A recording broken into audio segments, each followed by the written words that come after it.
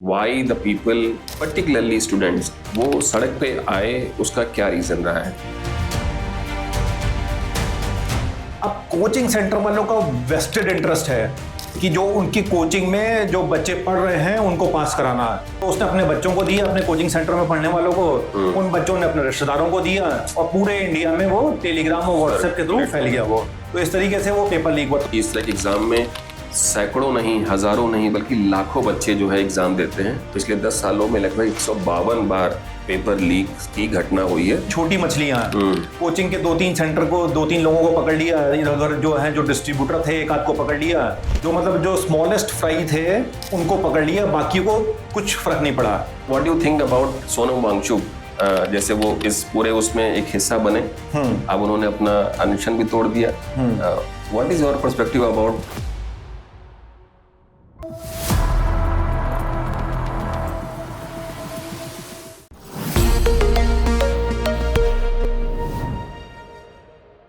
दोस्तों, ground zero podcast के इस एपिसोड में एक बार फिर से आप सब लोगों का स्वागत है। आज हमारे गेस्ट अमित अग्रवाल सर हमारे साथ में हैं और मैं आपका होस्ट अनुराग वाजपेयी। आज जो ये स्पेसिफिक चर्चा का टॉपिक है, सर्टेनली शायद मेरी आशा है कि अमित सर उसको जस्टिफाई भी करेंगे, क्योंकि वो टॉपिक किसी और से नहीं बल्कि बच्चों या स्टूडेंट से जुड़ा हुआ है। आप सब लोग जानते हैं नीट, जिसका हम लोग फुल फॉर्म में National Eligibility cum Entrance Test के नाम से जानते हैं। उसके पेपर लीक हुआ और पेपर लीक के अगेंस्ट में कुछ लोगों ने एक नई पार्टी भी बनाई, जिसको सीजेपी या कॉकरोच जनता पार्टी के नाम से हम लोग आज के समय में जानते हैं। और कुछ ही समय में उसके मिलियंस ऑफ फॉलोअर हो गए। सर्टेनली एक ऐसा हमेशा रहता है कि जो एंटी इनकम्बेंसी मॉडल शायद जिसे हम लोग बोलते हैं, कि कोई भी जो सत्तारूढ़ गवर्नमेंट है उसके अगेंस्ट इस तरह की कोई भी एक्टिविटी को हमेशा ही बहुत ज़्यादा अटेंशन एकदम से मिल सकता है। पार्टी बन गई और उसका फॉलो सेगमेंट भी बढ़ गया। फिर उन लोगों ने डिसाइड किया कि इसके अगेंस्ट हम कुछ ऑन ग्राउंड भी काम करना शुरू करेंगे, और उनके कुछ अपने मुद्दे हैं उसके बेसिस पे शुरू किया गया। उनका पहला मुद्दा ये था कि जो हमारे जो गवर्नमेंट में जो शिक्षा मंत्री हैं धर्मेंद्र प्रधान जी, उनका रेजिग्नेशन एक प्राइम रिक्वायरमेंट है, और इसको मुद्दे को लेकर के उन्होंने जंतर पत्तर पे अपना धरना शुरू किया। पहले देखा जाए तो 2-4 दिन हुए, अभिजीत दिपके जो उसके फाउंडर हैं उन्होंने काम करना शुरू किया, वहां पे आए बैठे, और बहुत सारे जो कंटेंट क्रिएटर या जो इस पार्टी से जुड़े हुए थे उन्होंने अपना शुरू किया। बट धीरे करके उसमें सोनम वांगचुक जी भी आए, और कुछ समय लगभग 16-17 दिन तक सच उनके आमरण अनशन होने के शुरू करने के बावजूद भी ज़्यादा कुछ शुरू नहीं हुआ, ज़्यादा कुछ ऐसा अटेंशन नहीं मिल पाया। लेकिन उसके धीरे धीरे के बाद में एकदम से चीज़ें चेंज होने शुरू हुई, और फिर एकदम से ये हुआ कि नहीं, मतलब सिर्फ उनकी ही लड़ाई नहीं है बल्कि देश में बहुत सारा ऐसा वर्ग है जिसका भी ये पेन पॉइंट है। और एक और पार्ट है कि जैसे ही पेपर लीक की पहली बार नहीं हुआ है, पिछले 10 सालों में लगभग 152 बार पेपर लीक की घटना हुई है। नॉट ओनली नीट बल्कि इस तरह के और भी जो पेपर हैं उनके बारे में। अब पहला क्वेश्चन मुझे लगता है कि शायद हम सर से ये पूछना चाहेंगे, उनका अपना पर्सपेक्टिव एज एन इंडिविजुअल, कि जब हम लोग इस तरह के सर एग्जाम्स की बात करते हैं, जैसे हम सब लोग, जैसे मैं जेई का एग्जाम दे करके आया, आप भी रुड़की में पढ़ाई की, आपने यूआर यूनिवर्सिटी का एग्जाम दिया होगा उस समय। अपने आप में एक बहुत ही प्रेशर वाला एग्जाम रहता है, क्योंकि इस तरह के एग्जाम में सैकड़ों नहीं, हजारों नहीं, बल्कि लाखों बच्चे जो है एग्जाम देते हैं, और उसमें से 1000, 2000, 3000 इतने बच्चों का आना अपने आप में ही बहुत कठिन काम है। तो हम ये समझ सकते हैं जब लीक होता है तो एक तरीके का डिसअपॉइंटमेंट भी होता है, और एक दूसरा तरीका ये भी है कि मतलब आपको सिस्टम और जो आधार है उस पे जो ट्रस्ट है, वो बिलीफ, वो खत्म होने लगता है। तो ये एक प्रक्रिया है जिसके अगेंस्ट उन्होंने धरना शुरू किया। बट देखा जाए तो पहले समय में इस तरह की जब शुरू हुआ तो ज्यादा कुछ नहीं हुआ, लेकिन अब एकदम से जन समूह जो है वो सैलाब की तरह सड़कों पे आ गया। तो एकदम से जो ट्रांजिशन है वो क्यों हुआ, क्यों इतनी जरूरत पड़ गई? आपको क्या लगता है, मतलब what is your perspective in terms of why the people, particularly students, वो सड़क पे आए? उसका क्या रीजन रहा है? देखिए, सबसे पहले इसकी तह में चलते हैं जी कि ये क्यों शुरू हुआ ये। जी तो जैसे कि आपने बताया कि पेपर लीक हो रहे हैं और 10 साल में इतने सारे पेपर लीक हो गए हैं, तो ऐसा नहीं है कि 10 साल में ही हुए हैं, उससे पहले से होते आ रहे हैं, हमेशा से ही हुए हैं। बिल्कुल। तो हमारी जो सोसाइटी है वो करप्शन रिडन सोसाइटी है। करप्शन जो है हमारी लाइफ का पार्ट एंड पार्सल है। कुछ भी हो सकता है, तो आप पैसे देके आप छूट सकते हैं। आप जा रहे हैं, किसी पुलिस वाले ने रोक लिया, आप 50 रुपए उसको दीजिए, आप छूट जाएंगे। इजी तरीका, लोगों इजी तरीका है। आप कहीं पे भी, आप पासपोर्ट में कुछ प्रॉब्लम भी है, पासपोर्ट बनवाना है, रिन्यू करना है, या कुछ भी है, या लाइसेंस आपको कुछ करना है, ड्राइविंग लाइसेंस, तो आप 50, 200, 300 रुपए एजेंट को दीजिए, वो जल्दी बन जाएगा। ये आपकी कुछ उसमें इंट्रिकेसी है तो ज्यादा देना पड़ेगा।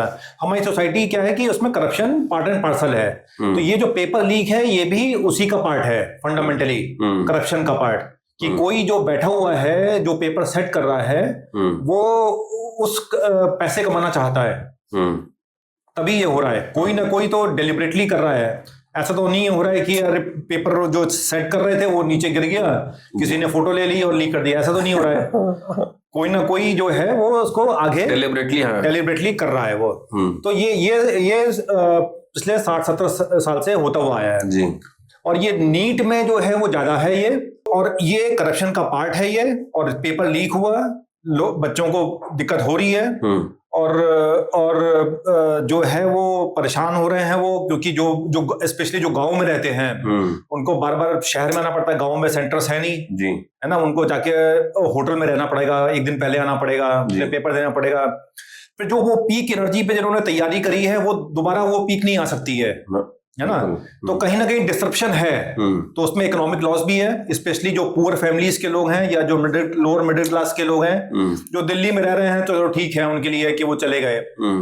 एनर्जी वाला पार्ट वहां पे भी है, लेकिन अल्टीमेटली ये करप्शन का एक पार्ट है ये, बिल्कुल नंबर 1। तो ये इसमें सत्य है। इसमें कोई भी, इसमें दो राय नहीं हो सकती है कि गड़बड़ी हुई है, और गड़बड़ी होती आ रही है। इसमें एक पैटर्न है इसमें जी। नंबर 1, इसमें जैसे मैंने बताया, ये सत्य है, ये ट्रुथ है, नथिंग एल्स बट ट्रुथ जी। नंबर 2, अभी ये है कि ये हुआ, एक अपराध हुआ ये, तो जो ऊपर लोग बैठे हुए हैं, जो सरकार बैठी हुई है, या जो एडमिनिस्ट्रेटर्स हैं, वो क्या कर रहे हैं, वो उसमें एक पब्लिक को क्या दिख रहा है, वो क्या किया गया, तो उस पर चर्चा करना बड़ा जरूरी है जी। तो जब ये नीट का पेपर लीक हुआ, तो कौन लोग दोषी थे, उसमें जो स्मॉल फिश जिसको बोलते हैं, छोटी मछलियां, कोचिंग के 2-3 सेंटर को, 2-3 लोगों को पकड़ लिया, इधर उधर जो है, जो डिस्ट्रीब्यूटर थे, एक आध को पकड़ लिया, जो मतलब जो स्मॉलेस्ट फ्राई थे उनको पकड़ लिया, बाकी को कुछ फर्क नहीं पड़ा। हाँ, बिल्कुल सेम टू सेम है। मतलब दिखाने के लिए उसने वो पेपर वर्क कर दिया। हाँ, पेपर वर्क कर दिया कि ठीक है। तो ये जनता को आज के जमाने में, ये पहले हो सकता था सोशल मीडिया के पहले कि ठीक है, इसको व्हाइट वॉश करने में कामयाब हो गई गवर्नमेंट कि हमने तो लोगों को पकड़ लिया, अब क्या है, और हमने दोबारा करवा भी दिया, हमने एयरफोर्स भी लगा दी उसमें पेपर डिस्ट्रीब्यूशन में। तो यहाँ पे अब यहाँ पे 2 चीजें हैं। एक तो एक सिस्टमिक प्रॉब्लम है, नंबर 1। सिस्टमिक मीन्स कि जो पेपर सेट कर रहे हैं, वहीं पे उस प्रोसेस में ही गड़बड़ है, तो हमें सबसे पहले अटैक करना है वहां पे। तो यहाँ पे एक जो मैंने सुना है कि पुणे में कोई कोचिंग सेंटर था, उसके लोग जो हैं वो पेपर सेट कर रहे थे। अब कोचिंग सेंटर वालों का वेस्टेड इंटरेस्ट है कि जो उनकी कोचिंग में जो बच्चे पढ़ रहे हैं उनको पास कराना है। तो पेपर सेट कोचिंग वाले कैसे करते हैं? यस, तो यही तो एक है कि पेपर सेट में उनको भी इनकॉर्पोरेट किया गया कि भाई तुम भी आ जाओ, भाई 4 लोगों का एक पैनल बना। ज्यादा लोगों का पैनल बना नहीं सकते, क्योंकि जितने ज्यादा लोग उतने ज्यादा लीकेज के चांस, राइट? हाँ, बिल्कुल। तो उसमें वो कोचिंग सेंटर वाला भी अभी जुगाड़ से आ गया, उसने पैसे दिए, वो तो अभी तक बाहर नहीं आया है। बट वो जो अनवर्दी लोग थे, जिनका जो है वो, जिनकी इंटीग्रिटी नहीं थी, कॉन्फ्लिक्ट ऑफ इंटरेस्ट था, उनको इनकॉर्पोरेट किया गया। तो सबसे बड़ी जो मिस्टेक थी वो ये थी। तो उसने अपने बच्चों को दिया, अपने कोचिंग सेंटर में पढ़ने वालों को, उन बच्चों ने अपने रिश्तेदारों को दिया, और पूरे इंडिया में वो टेलीग्राम और व्हाट्सएप के थ्रू फैल गया वो पेपर। तो इस तरीके से वो पेपर लीक हुआ। तो सबसे पहले हमें अटैक करना है किसी भी चीज पे, तो इस पे कि पेपर कौन सेट कर रहा है, उसकी उन लोगों की क्या इंटीग्रिटी है। ठीक है ना, ठीक बात है। तो इसके अभी इसको जो करने के लिए कि वो ही लोग पेपर ना लीक करें, क्योंकि जो इसमें जो पैनल था, वही जो भी कमेटी थी उनकी पैनल था, 4-5 लोग जो भी रहे होंगे, तो वो जो है वो लोग ना लीक करें, या उनके वहां से जो लीकेज ना हो उस पर अटैक करना पड़ेगा। तो जैसे बजट हम बनाते हैं, जो इंडियन गवर्नमेंट का बजट बनना है, तो उसमें आपको पता है जो ब्यूरोक्रेट्स होते हैं उनको एक जो है उसमें बाहर नहीं निकल सकते, वो 4 दिन के लिए है। हाँ, ऐसा रहता है ना, खाना पीना सब आपका वही है जी। आप मोबाइल फोन यूज नहीं कर सकते, आपको घर पे बात करनी है, आप बाहर जाओगे, लैंडलाइन से आप कॉल करोगे। ऐसा रहता है जैसे हम लोग भी, जैसे एज ए कंसल्टिंग ऑर्गेनाइजेशन, जैसे हम लोग किसी दूसरे देश की किसी पर्टिकुलर स्ट्रेटजी डॉक्यूमेंट पे कभी कभी काम करने का मौका मिलता है। तो ऐसा भी होता है कि दे हैव स्ट्रिक्ट रूल्स, है ना, and we are asked not to share anything in the public domain or with anything within the organization. वो तो आप एनडीए साइन करते होगे, आप एनडीए साइन करते हैं, और मतलब they monitor it also. अच्छा, हाँ, नहीं, एनडीए तो एक बहुत छोटी सी चीज हो गई। एनडीए तो वो लोग भी साइन करते होंगे, बट एनडीए तो eight the end of the day एक पेपर ही है वो, है ना। तो इसमें क्या है कि जो मेरा ओपिनियन है अगेन, कि 4-5 दिन पहले, आप 4 महीने पहले करोगे तो गड़बड़ है। जितना ज्यादा टाइम, जितने ज्यादा लोग, प्रोपोर्शनेट है, पेपर लीकेज के चांस उतने ज्यादा बढ़ते जाएंगे। तो आपको वो टाइम फ्रेम जिस दिन पेपर है उससे कुछ दिन पहले ही रखना पड़ेगा। ये नहीं कि जो अभी आजकल होता है कि 2 महीने पहले पेपर सेट हो गया। नंबर 1, अभी हम पहले ये सिस्टमिक प्रॉब्लम पे, मतलब क्यों हुआ है उसके बारे में हम बात कर रहे हैं। हाँ, बिल्कुल ठीक बात है। ठीक है, प्लस जो है पैनल, ऐसे मल्टीपल पैनल होने चाहिए। ठीक है, एक 4 लोगों का पैनल हुआ, जो साइंटिस्ट हैं या जो इस टाइप के लोग हैं जिनकी जो है इंटीग्रिटी वेल एस्टेब्लिश्ड है, उन लोगों को होना चाहिए, और ऐसे 4 पैनल होने चाहिए जी। At the end of the day किसी को पता ना लगे कि कौन सा पैनल का पेपर सेलेक्ट होगा। हमारा डाइवर्सिटी भी हो जाए और रैंडमनेस भी आ जाए उसी में। बिल्कुल। ठीक है, तो एक तो ये मेरा ओपिनियन ये है, नंबर 1, कि ये ऐसा होना चाहिए। फिर जो एक बार पेपर सेट हो गया, तो उसमें फिर जो है आप ये भी देख सकते हैं कि किसी जैसे स्कूल में हो रहा है, तो उस स्कूल के ऐसा तो नहीं है, या उस शहर के, कि सब लोग जो है बड़े एक्सीलेंट मार्क्स आ गए। हम आज के समय में तो ये सब चीजें भी पैटर्न भी चेक किया जा सकता है, पैटर्न चेक होता है, आउटलायर्स तो नहीं है इसमें। ऐसा तो नहीं है कि नोएडा 62 में कोई एक स्कूल था, वहां पे सबके सब लोग सेलेक्ट हो गए, तो इसका मतलब वहां पे कुछ प्रॉब्लम थी। मतलब सबके सब ना हो तो कम से कम एकदम से 50 लोग ना सिलेक्ट हो जाएं। बिल्कुल ऐसा हो ही नहीं सकता। हाँ। ऐसी कौन सी उस लोकेशन में, ऐसी कौन सी इंटेलिजेंस भरी है। हाँ। तो ये 2-3 चीजें मतलब हो गई कि पैनल, एक तो इंटीग्रिटी वाला, मल्टीपल पैनल्स होने चाहिए, उन लोगों को ना पता हो कि कौन से जाएंगे, और क्लियर कट वो रहना चाहिए, वीडियोग्राफी रहनी चाहिए हर जगह की, हर जगह कैमरे लगे होने चाहिए कि जब जो है वो पेपर ओपन हो रहा है, सील ओपन हो रही है, तो वो कैमरे के सामने हो। तो वो सब जो है वो आपको सिस्टम में ऐसा क्रिएट करना पड़ेगा। शायद मुझे लगता है कि वोट के केस में तो वो गवर्नमेंट या सिस्टम को इतनी सीरियसनेस का अंदाजा है, because it is related to the people. यहाँ शायद स्टूडेंट से रिलेशन था, इसलिए शायद इतना सीरियसनेस, तो वैसे ही सीरियसनेस यहाँ पे भी आनी चाहिए। बिल्कुल जरूरत है इस पर, और ये बनाने की जरूरत, बिल्कुल, क्योंकि अभी आप बोल रहे हो कि 10 साल में 152 पेपर लीक हुए, तो इसका मतलब बहुत बड़ी प्रॉब्लम चल रही है। जी। और उसमें क्या है कि अनवर्दी लोग जो हैं वो डॉक्टर बन रहे हैं, इंजीनियर्स बन रहे हैं, पुलिस में जा रहे हैं, जजेस बन रहे हैं, वकील बन रहे हैं, तो ये सब ऐसे ही हो रहा है, अनवर्दी लोग। तो देश का अल्टीमेटली जो फ्यूचर है वो गड़बड़ होगा। वो अब आज नहीं होगा, इसका इफेक्ट जो है आपको 5 साल बाद या 10 साल बाद, एक जनरेशन के बाद आ जाता है। हाँ, एक जनरेशन 10 साल में आपको पता लगने लगता है कि ये गड़बड़ है। हाँ, बिल्कुल। जनरेशन का टाइम अब घट रहा है। हाँ। पहले जनरेशन जो है 20-25 साल बोलते थे, अब 10 साल बोलते हैं, धीरे धीरे करके जैसे यंग जनरेशन है with the lot of digital infrastructure. वो तो अभी आते हैं इस पे कि गवर्नमेंट ने जो है इसको बहुत लाइटली लिया, जो कि नहीं लेना चाहिए था। तो वही स्मॉल फिश को जो है उन्होंने सेक्रीफाइस कर दिया। सर इसमें यहीं पे मतलब अच्छा मैं मान लो कि एक डेविल्स एडवोकेट की तरह भी देखता हूँ मतलब इस डिस्कशन को, गवर्नमेंट का भी रोल जो है कैसे सुनिश्चित किया जाए। जैसे कोई भी आएगा जंतर मंतर पे डिस्कशन करने लग जाएगा, एक तो है कि आपको खुद ही मॉरल ऑब्लिगेशन है कि लीक हुआ है तो मोरालिटी के बेसिस पे भी लोग रेजिग्नेशन दिए हैं, पहले भी ऐसा हुआ पहले ऐसा होता था, है ना। अब आजकल तो नहीं होता, आज नहीं होता है। बट अगर वो मतलब आकर के कोई जंतर मंतर बैठ जाता है तो इतनी बड़ी कोई मतलब इम्पोर्टेंट घटना ने लोग गवर्नमेंट में लोग नहीं मानते हैं, क्योंकि कुछ ना कुछ एक लोकेशन है वहां पे लोग बैठे रहते हैं। और ये भी है कि मतलब अगर पूरे देश में देखा जाए तो बहुत सारी जगह पे इस तरह के प्रोटेस्ट चल ही रहे होते हैं, मतलब ऐसा कोई नया तो है नहीं। तो गवर्नमेंट का भी जो इंटेंट था कि चलो ठीक है कुछ दिन देखते हैं, let us see how it turns out, ऐसा मुझे लगता है शायद ऐसा सोचते होंगे, इसीलिए गवर्नमेंट ने शुरुआती उसमें कुछ ज्यादा नहीं किया। बट धीरे धीरे करके जब उनको ग्रोथ होती गई, ऑर्गेनाइज होती गई और चीजों को बढ़ गया, और फिर जब जो सोशल सेंटिमेंट्स हैं उस प्रोटेस्ट के साथ जब जैसे ही जुड़े, वैसे ही वो घटना जो है वो दुर्घटना में कन्वर्ट होती गई। और इसीलिए देखा जाए तो जो प्रोटेस्ट के टाइम पे जब 21वें या 22वें दिन जो भी लाठीचार्ज हुआ या अब तो क्या है कि अलग अलग दोनों पक्षों के अलग अलग मतलब वो निकलते हैं, वो बोलते हैं कि उन्होंने उनको मारा, वो बोलते हैं कि उन्होंने उनको मारा। तो ये तो खैर डिस्कशन का हिस्सा है, और मतलब इसमें जो पुलिस है या जो और जो मीडिया लोग हैं या जो भी सिस्टम है उसके थ्रू तय होगा कि किसने क्या किया। हालांकि इसमें what is the specific role of the government, क्योंकि जनरली मान लीजिए कोई स्पेसिफिक सब्जेक्ट है जहां पे मोरल ऑब्लिगेशन तो बनता है, फिर भी लोग गवर्नमेंट पावर में है, पावर का अपना एक अलग तरीका है किसी भी सब्जेक्ट को डील करने का, और बहुमत उनके पास में है, कोई ऐसा इशू नहीं है।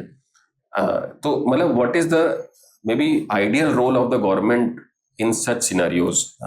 तो देखिए गवर्नमेंट का काम क्या है कि स्पेशली इस गवर्नमेंट का जो कि क्लेम करती है हायर मोरल ग्राउंड, जी है ना, वो ये बोलती है कि हम जो है we are the government with difference, है ना, हम कांग्रेस की तरह नहीं है, हम या पिछले जो पहले भी सरकारें थी उनकी तरह नहीं है।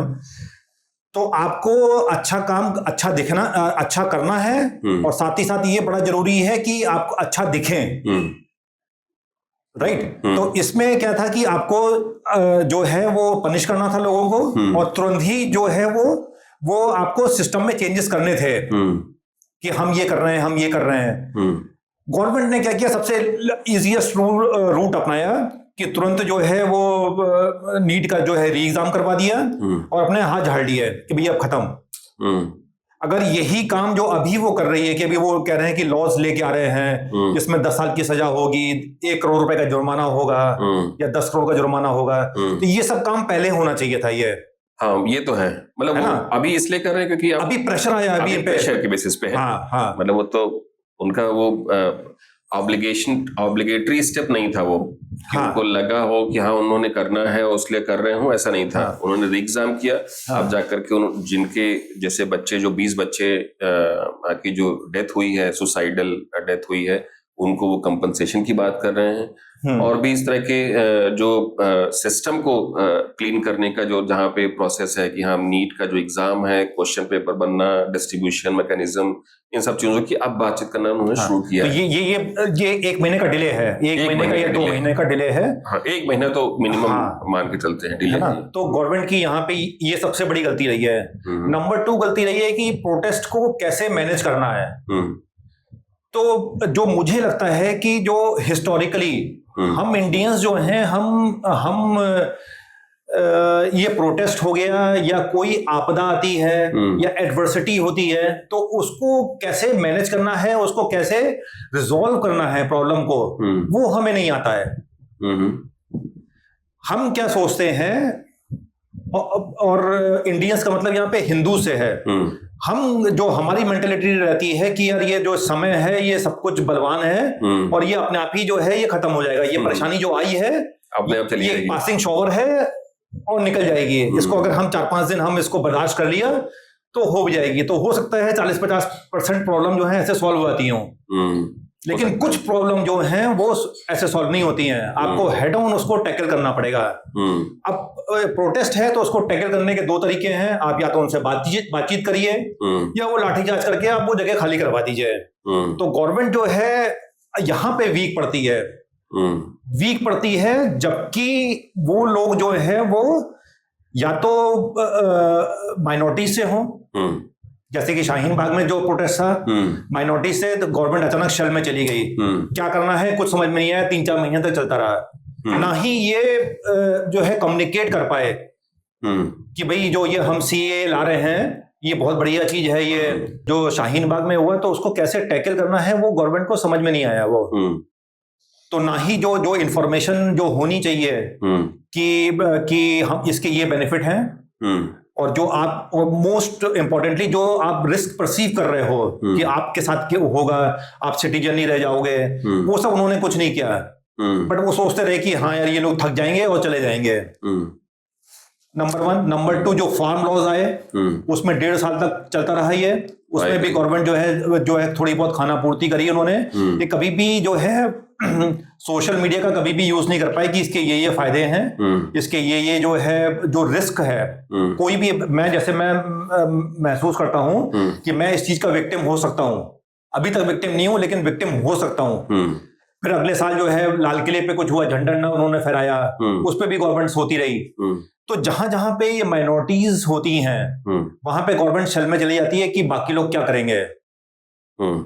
ठीक है, यहां पे भी ऐसे ही हुआ कि यहां पे जो है उनको लगा कि जो है वो ये शोषित और वंचित लोग हैं, ये पीड़ित लोग हैं ये, तो इसमें हम कुछ कर नहीं सकते, तो बस वही पासिंग छॉपर की तरह हम ये निकल जाएगा, ये थक जाएंगे, 1 आध हफ्ते हैं, स्टूडेंट हैं या जो भी है, थक जाएंगे, गर्मी बहुत है, बारिश भी बीच में हो जाती है, तो ये चले जाएंगे ये। तो वो पेशेंस टेस्ट करते हैं। और नंबर 2 कि चले ही जाएंगे, हमें कुछ करने की जरूरत नहीं है, तो चुपचाप बैठे रहो, प्रॉब्लम अपने आप सॉल्व हो जाएगी। जो शुरू में ही मैनेजमेंट होना चाहिए था, जो कम्युनिकेशन होना चाहिए था, वो नहीं हुआ। तो अल्टीमेटली जो है वो जिस दिन पुलिस का वो हुआ लास्ट मंडे को या इसी मंडे को, तो वहां पे जो भी हुआ उसमें भी गड़बड़ियां हुई। उन्होंने जो है वो बिल्डअप करने दिया लोगों को। जब हजारों लोग इकट्ठे हुए तब पुलिस को होश आया कि ये तो मैनेज करना मुश्किल है। हाँ, तब वो अनमैनेजेबल हो गया, तब वो लाठीचार्ज करना पड़ गया। उनको वहां पे बिल्डअप ही नहीं करने देना चाहिए था, पहले ही कुछ कर देते कि वो बिल्डअप ना हो, वहां पे डिस्पर्स कर दो या वहां पे करने ही मत दो। ठीक है, आप जंतर मंतर में जो करते रहिए, समहाउ नॉन वायलेंट तरीके से उनको मैनेज करना था, वो सब नहीं किया गया। तो ये मुझे लगता है कि इन्होंने कांग्रेस की जो रूल बुक है ना, जो कांग्रेस भी एग्जैक्टली यही करती थी कि बैठे फिर वन फाइन डे जो है वो गोली चलवा दी, डंडे बरसा दिए, तो वो किया। तो दोनों तरीकों पे ये गवर्नमेंट की फेलियर है। नंबर 1, उन्होंने सिस्टम में चेंज करने की कोशिश नहीं करी। नंबर 2, मतलब और साथ में पनिश भी नहीं किया किसी को, और यहाँ पे भी जो है वो प्रोटेस्ट को मैनेज नहीं कर पाए। एक पॉइंट है सर, जैसे आपने अच्छा एग्जांपल लिया, जैसे शाहीन बाग का फार्मर्स प्रोटेस्ट का, या ये जो भी प्रोटेस्ट चल रही थी, मतलब एज एन मुझे लगता है जब हम लोग ऑर्गेनाइजेशन रन करते हैं we don't think like this, है ना। हमें लगता है कि भाई ऑर्गेनाइजेशन में उतना ही कंट्रीब्यूशन एम्प्लॉयज का भी है। Why should we think like we are may B I think जो ऑटोक्रेसी है या जो पार्ट है वो डिसीजन मेकिंग मेरे पास में ही क्यों रहे। Why don't we discuss with at least may be set of people, 10-15 लोग जो मे बी सीनियर लेवल पे, उनसे साथ बात करके फिर डिसीजन लेते हैं, ताकि सबका मतलब भला हो सके, नुकसान ना हो एटलीस्ट किसी का। तो मतलब ऑर्गेनाइजेशन जैसे अब, लेकिन गवर्नमेंट के ये जो 2-3 स्टेप जैसे आपने नाम लिया, मतलब मुझे ऐसा लगता है कि गवर्नमेंट थिंक, जैसे एक तो आपने बताया कि टाइम के साथ जो है वो दे टेस्ट द पेशेंस, है ना, कि कितना पेशेंस किसमें है, तुम में ज्यादा है, मुझ में ज्यादा है। तो सर्टेनली गवर्नमेंट का पेशेंस ज्यादा है, बिकॉज वो तो इंफ्रा, पावर, पुलिस सिस्टम सबके साथ बैठी हुई है। जो लोग सड़क पे बैठे हुए हैं उनका पेशेंस टेस्ट बहुत मुश्किल है। गवर्नमेंट फार्मर के केस में तो आप देखिए कितने ही लोग, मतलब सैकड़ों फार्मर्स आए, कुछ लोग तो एक्चुअली में उनकी वहीं पे डेथ भी हो गई, बिल्कुल, और वो वापस मतलब डेड बॉडी की तरह वापस गए। बट इस केस में शायद वो जो तरीका, सेम तरीका उन्होंने अपनाने की कोशिश की, वो चीज फेल हो गई। मतलब जो फेलियर का बेसिक रीजन आपको क्या लगता है, क्यों हुआ ऐसा?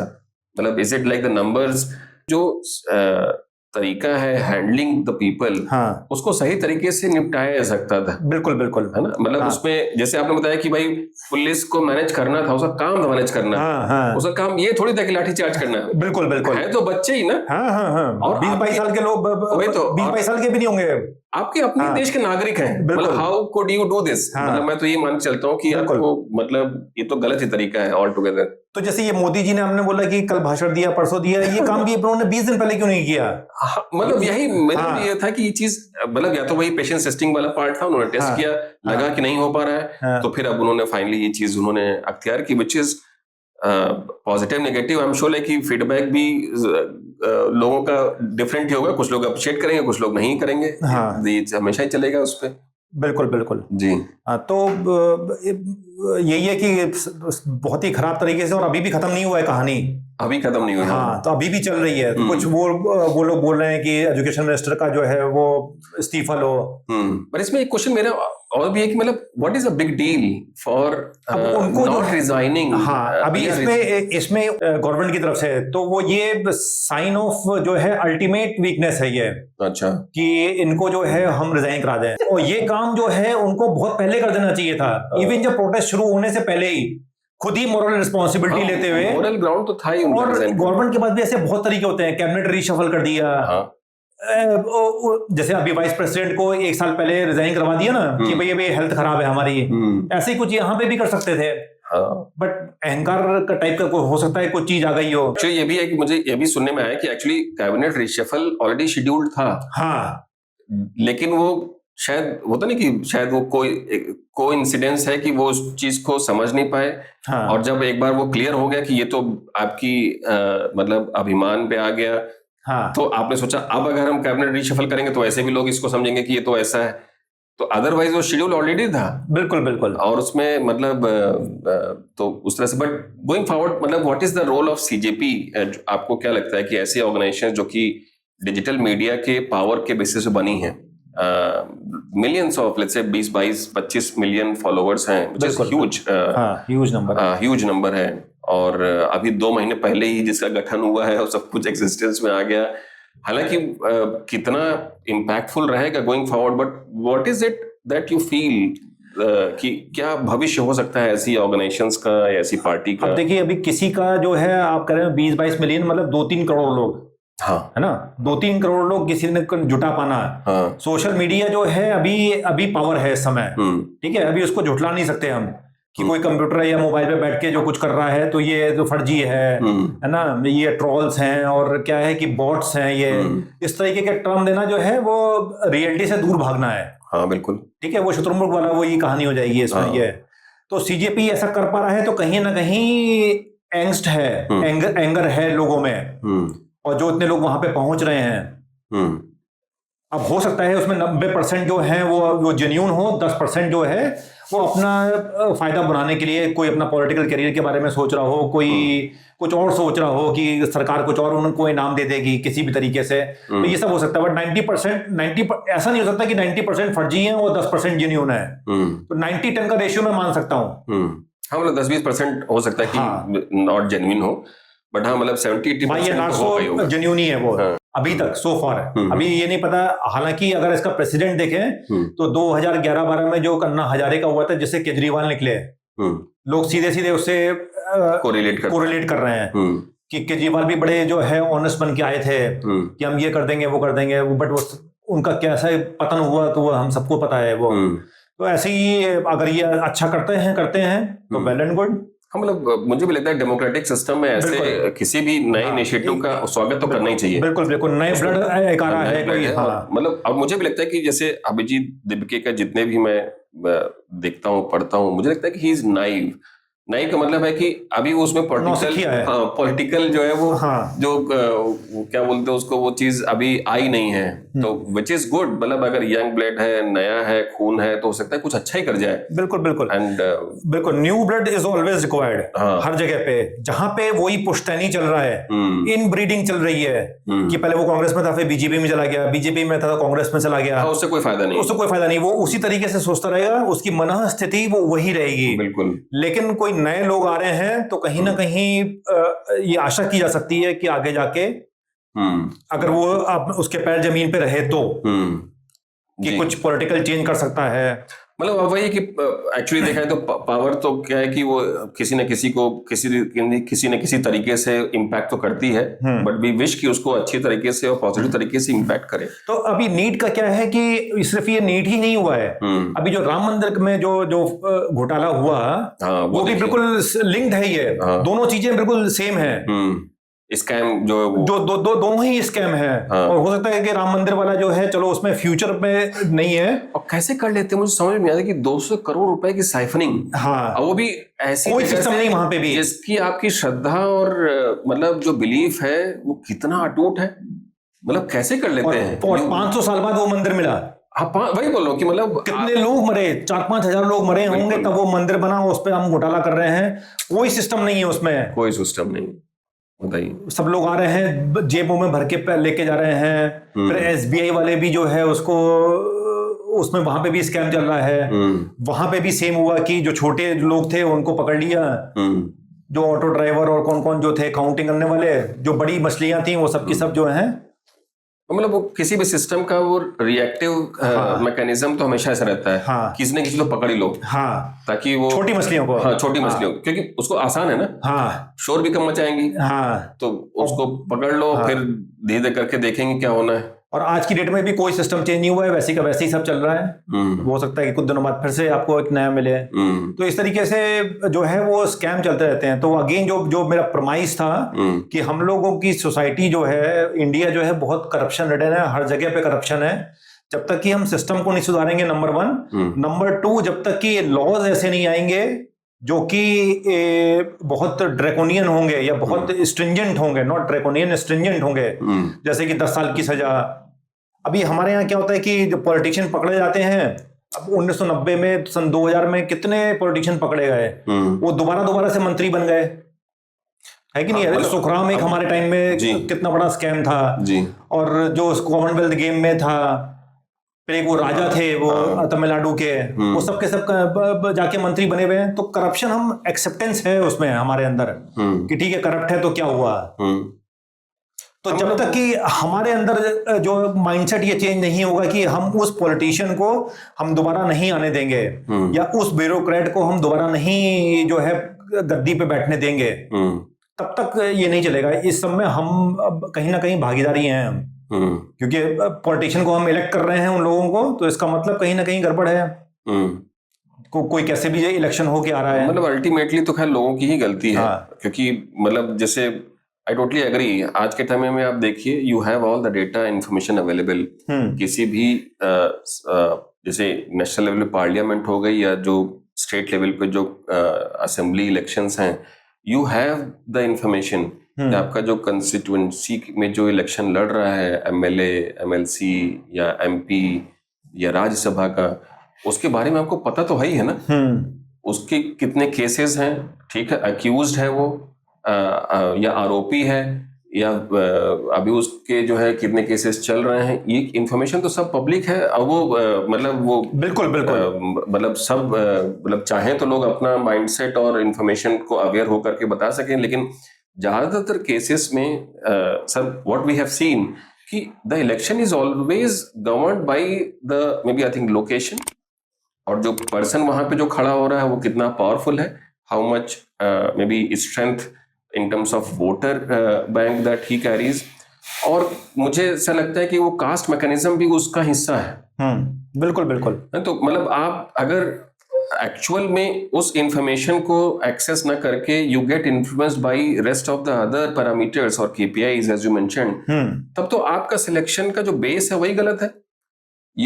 आप इन जनरल भी देखिए, आप you are not looking at कि हाँ उसका पास रिकॉर्ड क्या है, उसकी एजुकेशन कैसी है। एजुकेशन को मैं मान सकता हूँ कि कभी कभी हम स्किल्स से हमेशा को रिलेट करते हैं कि आपकी इन जनरल जो है ट्रैक रिकॉर्ड कैसा है या पास्ट एक्सपीरियंस कैसा है, उससे आपको इक्वलेंस कर सकते हैं। मुझे एजुकेशन को लेकर के इतना बहुत वो नहीं है कि आपको पीएचडी होनी चाहिए तभी आप इलेक्शन लड़ सकें, ये नहीं रिक्वायरमेंट है। बट कहीं ना कहीं आपका कुछ तो इंटेंट हो, आपको मौका भी मिल जाए, चलिए ठीक है आप नए हैं पहली बार लड़ रहे हैं, but that is your background, at least कोई क्रिमिनल रिकॉर्ड ना हो, आप कहीं अक्यूज्ड या आरोपी ना हो, इतना तो बेसिक चीजें हैं। बिल्कुल। अगर वो चीज नहीं कर रहे तो फिर हम किस बेसिस पे उसको सेलेक्ट कर लेते हैं? ये तो गलती तो फिर मतलब मुझे लगता है कि शायद लोगों की तो है ही है यहाँ पे। तो अभी आप अपने एजुकेशन सिस्टम में बात कर रहे हैं, तो हमारा जो एक और भी जो रूट कॉज है एजुकेशन सिस्टम का, वो बहुत कुछ डिपेंडेंट है कि मेमोराइजेशन पे, कि हम रट के जो है जाते हैं और एग्जाम जो है दे देते हैं। बाकी जगहों पे ऐसा नहीं है, बाकी जगहों पे आपका स्किल टेस्ट होता है, लॉजिकल रीजनिंग होती है। जैसे मैं यूएस में देखता हूँ क्लास 7th 8th के जो लोग होते हैं वो जो प्रोजेक्ट है वो खुद बनाते हैं, वो सेल्फ क्रिएट करते हैं। यहाँ पे क्या होता है कि वही बच्चे जो हैं मार्केट से खरीद के प्रोजेक्ट जो है या किसी और से हेल्प लेके वो कर देते हैं। वो तो है। तो वहां पे वो क्रिएशन करते हैं, वो हालांकि उनके ओरिजिनलिटी का बहुत बड़ा वो पे फोकस है कि ये ओरिजिनल होने चाहिए, तभी उन लोगों के पास इतने पेटेंट होते हैं, इतना टेक्नोलॉजिकली जो है वो इन्वेंट करते रहते हैं। कोई ना हर 2-3 साल में कोई नई चीज लेके आते हैं, अमेरिकन जो हैं स्पेशली। हमारे यहाँ भी सर जिस तरह की जैसे जो नेशनल एजुकेशन पॉलिसी सब चीजें मतलब आई, बट वो इतना रिफॉर्म्स नहीं क्रिएट कर पाई। मतलब हम जैसे आपने भी बताया कि हम मतलब अगर कोई भी सिस्टम को रिफॉर्म्स करना चाह रहे हैं तो उसमें हमेशा एक चैलेंज होता है कि जो भी आप रिफॉर्म लेकर के आते हैं उसमें हमेशा ही गवर्नमेंट को एक मतलब सपोर्ट की बजाय एक अगेंस्ट अपोजिशन का सामना करना पड़ता है हर जगह पे। हालांकि इस गवर्नमेंट के साथ वैसा नहीं है, क्योंकि आप ऑलरेडी जो है वो चाहे वो छोटा सदन हो, मतलब राज्य लोकसभा हो या बड़ा सदन हो राज्यसभा हो, दोनों ही में ही आपका बहुमत है। तो एटलीस्ट ये गवर्नमेंट इस चीज को लेकर के कभी क्लेम नहीं कर सकती। बिल्कुल बिल्कुल। लेकिन इन जनरल मैं देखता हूँ कि जो पॉलिटिकल सेटअप है उसमें जो अपोजिशन पार्टी है उसका जो अपोजिशन का तरीका है वो ये नहीं है कि उसकी वैल्यू या जो उसको एनालिसिस करके उसको सीखा जाए कि जो ला रहे हैं वो उसमें कितनी सच्चाई है, कितनी सही है। rather than ये है कि आप ला रहे हैं तो हम उसको आने नहीं देंगे, है ना। तो मतलब ये जो तरीका है ये भी कोई डेमोक्रेटिक तरीका है या जो कॉन्स्टिट्यूशनली ये तरीका इस तरह से डिफाइन नहीं किया जाता है, बट फिर भी ऐसा हो रहा है, ज्यादातर जगह पे ऐसा ही है। और मतलब इनके केस में क्यों नहीं रिफॉर्म्स ला पा रहे हैं जबकि इनका तो पूर्ण बहुमत है? That is my fundamental question. क्यों नहीं ला रहे हैं? क्या गवर्नमेंट के इंटेंट में कमी है या नहीं? इसमें वेस्टेड इंटरेस्ट है हर जगह पे। कोचिंग सेंटर जो है पॉलिटिकल पार्टी को फंडिंग करते हैं, तो वो नहीं चाहते कि किसी भी तरीके का कोई रिफॉर्म्स आए। जो स्कूल्स हैं उनका अपना अलग वेस्टेड इंटरेस्ट है, वो सब रीजंस हैं, वो सब रीजन है। तो फंडिंग सब उन्हीं से लोगों से होती है। इलेक्शन जो है वो एक क्या है, फाउंटेन हेड है करप्शन का।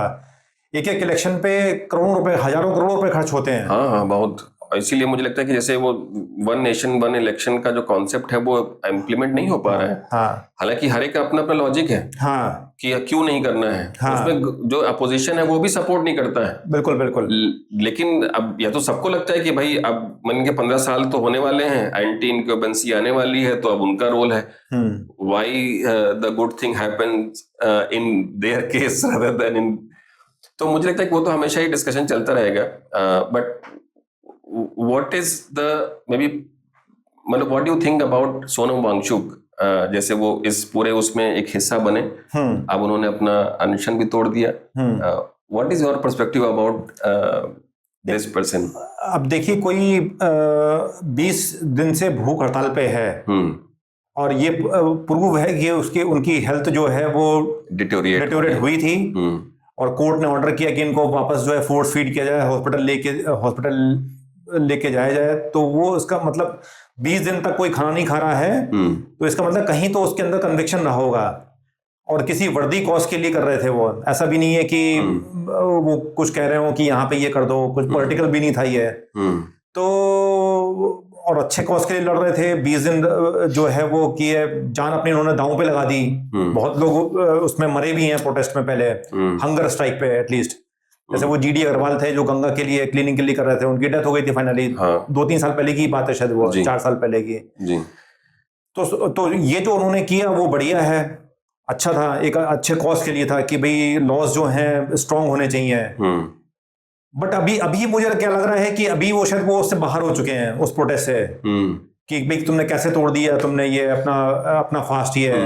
अब उनके ऊपर तो अलग से एलिगेशंस जो है वो कहीं लगने लगे। हाँ, कि वो मतलब आपने तोड़ दिया, इसका मतलब आप जो उनसे मिल गए, जो प्रोटेस्ट है उसको आपने कमजोर कर दिया। तो अभी यहाँ पे ये पॉलिटिक्स शुरू हो गई है।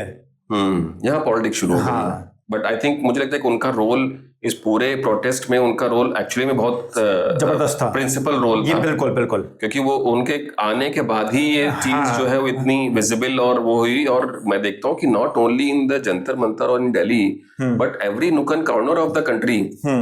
आपको मिजोरम में भी मिलेगा, आपको डाउन साउथ बेंगलोर में भी मिलेगा। और वो शायद हो पाया just because of his presence बिल्कुल ड्यूरिंग द प्रोटेस्ट। वो भी हंगर स्ट्राइक। 20-21 दिन ये सब चीजें करना आसान नहीं है, तो वो तो खैर है ही है। वो अभिजीत दीप के 2 दिन में ही रख पाए। हाँ, उन्होंने तो बोल दिया कि भाई मेरे बस की बात नहीं है, मेरे बस की बात नहीं है। वो भी ठीक है, मुझे लगता है कि आप ऑनेस्टली बता देते हैं कि that is not my forte. तो वो भी एक इम्पोर्टेंट पार्ट मैं मानता हूँ, which is fine. I think if you are honest enough in saying and claiming this thing, it is fine.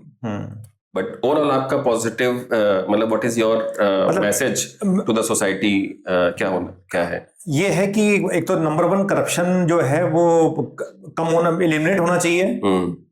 Number 1 corruption eliminate हो जाएगा तो हमारी जो है इंडिया ऑटोमेटिक रिच हो जाएगा। हमें इस समय जो है वो जो सबसे बड़ी चीज रोके हुए है इकोनॉमिक ग्रोथ में, वो है करप्शन। करप्शन कम हो जाएगा तो एटलीस्ट 1% जीडीपी का फर्क पड़ेगा हमारे उसमें। और जो पर कैपिटा इनकम है वो जो है वो करप्शन से एटलीस्ट 50%, अगर आप लोअर मिडिल क्लास और पुअर क्लास की बात करेंगे तो 50% का जो है उनकी पर कैपिटा इनकम में इजाफा होगा उनके उसमें। अच्छा, हाँ, ये मेरा एस्टिमेट है ये। Very nice. हाँ, बहुत बढ़िया sir, thank you so much. ये डिस्कशन बिल्कुल एब्रप्ट था, एक्सटेम्पोर डिस्कशन था। तो बहुत अच्छा लगा। मतलब एक्चुअली क्या है कि ये भी इम्पोर्टेंट है कि आपके दिमाग में या दिलो दिमाग में जो भी चीज़ चल रही हैं उसको कहीं ना कहीं इस तरह के एक अनडिफाइंड पोर्टल पे डिस्कशन किया जाए। और मुझे भी अच्छा लगा आपसे डिस्कशन करते हुए। Your may be views, maybe I think they have always brought the uniqueness in other podcast discussions also, like in this case as well. Thank you so much, sir, for your experience sharing. Thank you so much, everyone.